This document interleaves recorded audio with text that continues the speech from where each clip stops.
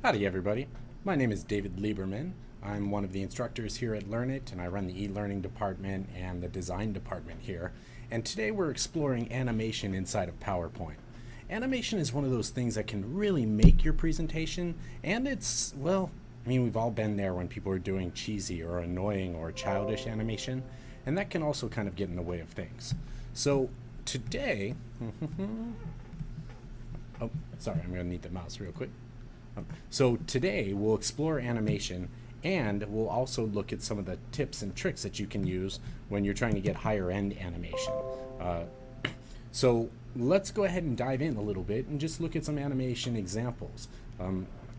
So I'm going to go ahead and play the PowerPoint presentation here. Notice that animation really should add to the presentation, that it should tell a story or build interest. It really shouldn't be funny or goofy. So sometimes you've got things like this, where we've all been there when somebody slowly read us the PowerPoint before, and it's so much more engaging to have bullets animate up one at a time. So that's one of the things that we'll look at in a little bit as well.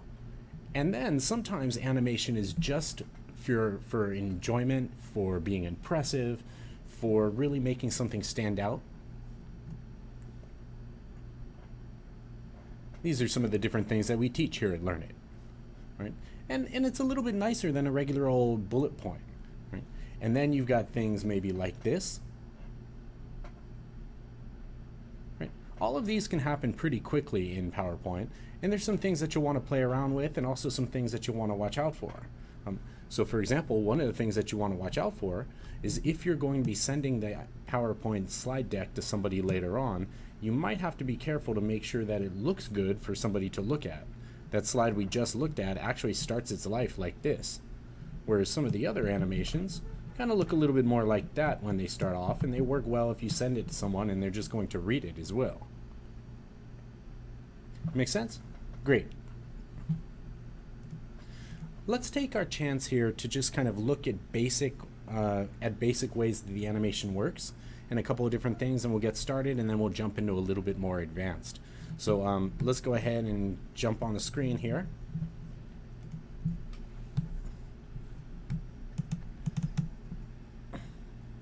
And I'm going to make a new slide.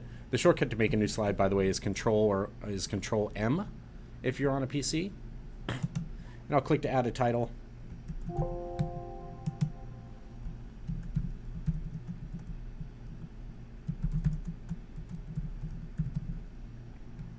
Alright, so animation basically works by clicking an object and heading up to the Animations tab. You can choose Fade is always classy. And then there are a bunch of other animations here. You can preview those by kind of rolling over them.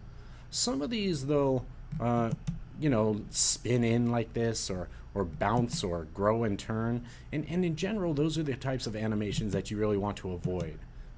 What you really want to do is stick with something classy, right? Fade is always safe.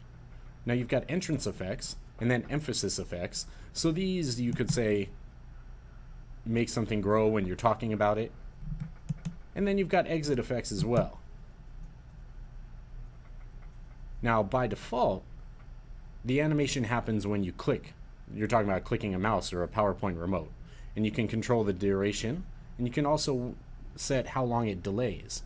If you'd like, you can set the animation to happen with the previous object that you animated, or after the previous object, so you can get things happening one by one by one by one. And with previous and after previous, those happen automatically. Now here's an important little point. Let's say that I want the animation to fade in, and then after a little while I'll talk about something and I want it to fade out. When you apply animation up here, if you apply one, great. If you apply a different one, it actually replaces the first one that you did. So if you apply your first animation and then you come in and you apply a fade out, you might think you did a fade in and then a fade out, but what you actually just did was just made it fade out. So here's the trick that you'll want to know. If you apply an animation, like I'll do fade, and now you want to apply another animation, check it out over here. You see this little guy talking about add animation? That's for adding an animation one after another. So if I do an add animation now, and maybe I have the object let's have it sort of float out of the screen. Right, you see it fade out? Now when I play the presentation, the first time I click, it comes in, and then I say, let's begin our journey, and away it fades. Make sense? Great.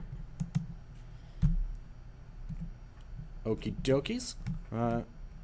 And when you've got animation here, if you click on the slide, you see you've got 1, 2, 3, 4.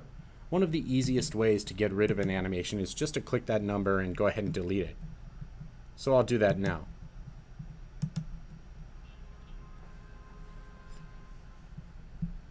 Okay, so we've all been in a presentation where somebody just slowly read us the PowerPoint slides off of the board, and it's pretty awful, isn't it? One of the really important skills that every PowerPoint animator can build is fading in bullet points one by one by one. So let's take a look at the way that you can do that. So here we are on a slide. Right now, let's say I played the slide, and then I started talking about the first bullet point. For sure, you just read the whole thing, and then you sit there and wait for me to finish talking. I know you know how to read, so if I want to send you something to read, I'll just send it to you. If I'm trying to present, let's make that presentation effective. And what that means is only showing the things that you're talking about right now. So here's how you do that. We could highlight one of these bullets and fade it in, and then highlight the next one and fade it in, and that does work. But there's a trick too that you can know. And here's how that works. To make that happen, you just click inside of the bullet point and you click fade. Do you see how it does it 1, 2, 3, 4? What it's doing is showing you, hey, I've done something one by one. And I know it all happened automatically right there, but when you play the presentation, it sits there and waits for you. So you can say things about, we're right next to the BART train in San Francisco, and we've been doing this a long time. Actually, Learnit's been around for about 20 years. Now, a lot of places like to say things about how they're family owned, and one of the things here at Learnit is we do kind of treat each other like a family, and that's really nice. And we have a network of partners around the whole United States that we've vetted out, so even if your company's rather large, we can come find you and work with you where you are with approved training partners, which basically means partners who are good. Do you see how much nicer it is like that, coming in one by one by one? Okay. Remember that the way that this worked, I'm going to delete those really quick. Remember that the way that this worked was you just click straight into the animation and you tell it to fade. And now you've done it one by one by one by one, right? Okay, so that's pretty nice. Here we'll see it in action again. Or will we? There we go. So our current monthly sales figures are 176,000, and we're looking at about an 8% increase, which will bring our current monthly sales to 190,000 or so. And so we're looking at a projected yearly sale of 2,291,923. Now, you might be thinking to yourself, that's great, David, but I'm not going to memorize all of these numbers. So if the bullets come up one by one, that's not going to help me very much. Well, the thing is, nobody really ever gets all that upset if you have notes. So the secret is, have notes. You can either use the presenter view that'll display the notes for you on a second monitor, or just print your notes. One of the really key important things to key into with PowerPoint is that nobody wants to sit there and watch you read off of the screen. When you're presenting, present. Now, having said that, bullet points are nice and everything, and everybody likes bullet points, but you know what? Graphics are quite a bit nicer than bullet points, aren't they? And so what we're looking at right here is called a SmartArt, and basically you go up to Insert and you choose SmartArt, and that's how it puts it on the screen. And after you choose one, you'll choose one of these choices over here, and then you basically just build a bulleted list. And when you add things to the bulleted list, it adds it to the artwork. It's pretty cool, actually. And quite a bit more exciting looking than just bullet, bullet, bullet, bullet. So for example, here are some things that our e-learning department does. We develop animation over video and screen recording and live video filming. And so if I were to show you a slide with these guys, I mean, here it is. And now we've run into the same problem that we ran into before, where you read the whole thing real quick and then sit here and wait for me to finish. So you're probably going to want to animate SmartArt in the same way that you animate bullet points in. The thing is, there's a trick for it though. So we're going to learn the trick right now. Here's how it works. You start off the same way. You click the SmartArt, you go to Animations, and you choose Fade. Now it does fade, but the problem is that it doesn't know, PowerPoint doesn't know, if you're trying to fade the whole thing in all at one time or piece by piece by piece. So by default, it does the whole thing all at one time, which really isn't super helpful. So why don't we do this? You click Fade, and then you cruise your way on over here. Do you see Effect Options? When I open that up, oh, look what you've got. As one object or all at once, or ooh, the one that I like, one by one. If you give that a click, it should give you a little preview and kind of show you how it's going to work. And so now while I'm talking to you about all the amazing things that my e-learning department can do for you, we can talk about the idea that we can do animation over video or over audio, so you can teach and then we can support that. Or if we're trying to teach off of a piece of software or off of a system you have, we can record the screen while we're doing that. Or we can come to your location and film live videos, studio quality. See how much more engaging? It's more engaging, right? The whole trick really is up here in Effect Options. You're going to want to do it one by one when you go. Nice, right? All right. Tell you what, let's look at charts, because same sort of deal. There's the chart. Now, with charts, by the way, the easiest way to get a chart in from to get a chart into PowerPoint is seriously just copy and paste it from Excel.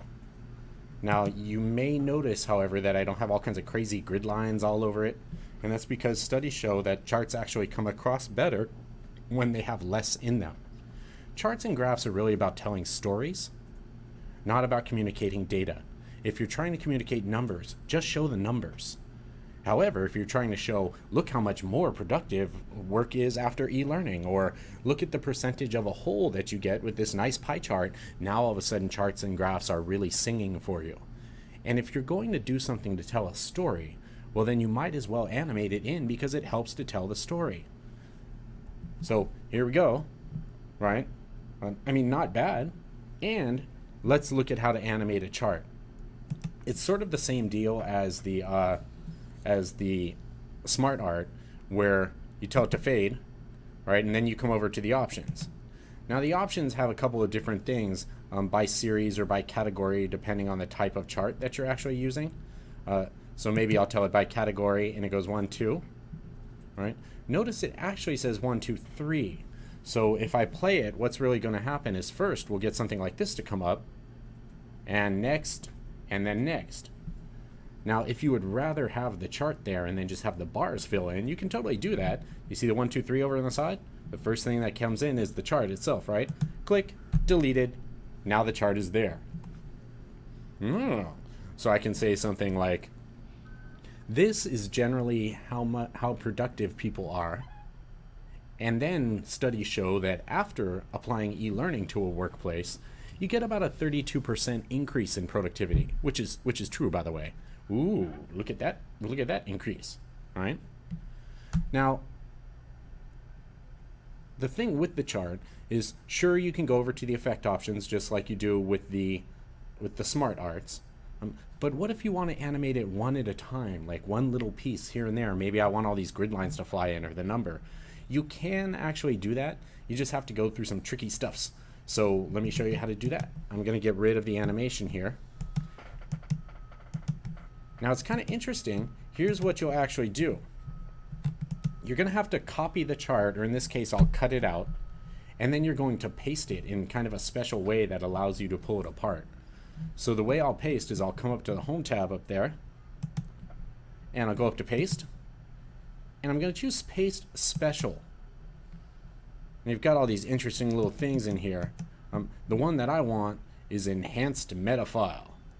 All right, so I'm going to give that guy a click and hit OK. It's Enhanced Meta File, right? Okay, right. And I click OK. And it pops in, and it kind of looks like it was like the same way it looked before. Except the thing is now, that it's actually ungroupable. So I can come over here and go, okay, I'm gonna ungroup you. And it goes, oh, are you sure? And I'm like, oh, I'm sure. That's why I did it. Right? And now look, I can select independent things inside of the chart here. And I can animate them one by one as well. Now the same sort of thing can happen on SmartArts if you want it to animate in some sort of unique way. Like maybe we're talking about e-learning development and I said, oh, you know, it'd be cool is if this circle moved down and then the other thing showed up. Maybe kind of like this, and then I could talk about these each individual pieces as they go. So you can do the same thing with the chart, with a SmartArt, except you don't have to go through that whole rigmarole of pasting and then pasting special and doing the enhanced meta file thing. You basically just give it a right click.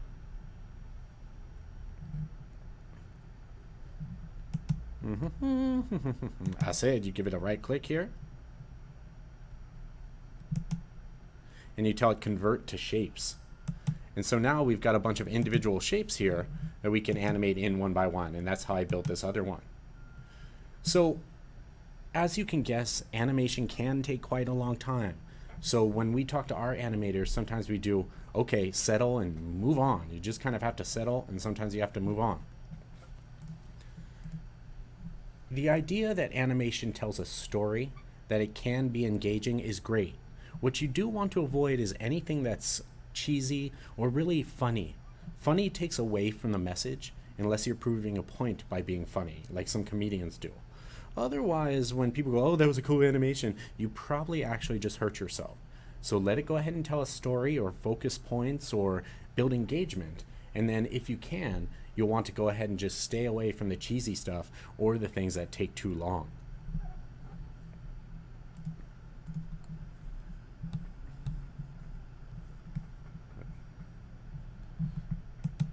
So, hopefully you've enjoyed some of this stuff here. If you like, there's a whole lot more of these types of lessons at Learn It Anytime, which is funny enough at learnitanytime.com. You can try it for free for 3 days. Enjoy. If you hear my voice, feel free to send me an email and say hello. And remember to subscribe to our YouTube channel. I'm David Lieberman, and we'll see you next time here at Learn It.